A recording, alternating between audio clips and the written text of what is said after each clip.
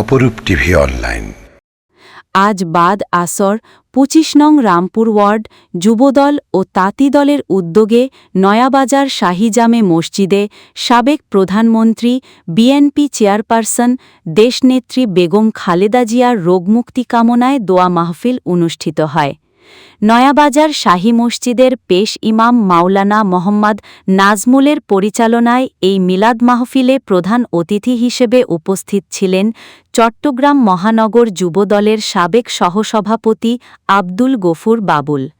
আরও উপস্থিত ছিলেন হালিশহর থানা যুবদলের সাবেক সিনিয়র যুগ্ম আহ্বায়ক সাজ্জাদ আহমেদ সাদ্দাম, হালিশহর থানা তাঁতি দলের সদস্য সচিব মোহাম্মদ মহিউদ্দিন, যুবদল নেতা মোহাম্মদ বেলাল, রফিক, আব্বাস উদ্দিন রানা, মোহাম্মদ হেলাল, হালিশহর তাঁতি দলের সিনিয়র যুগ্ম আহ্বায়ক মোহাম্মদ আবদুল্লাহ, যুগ্ম আহ্বায়ক মোহাম্মদ দিদার, সদস্য মোহাম্মদ শাহাদাত সহ প্রমুখ নেতৃবৃন্দ।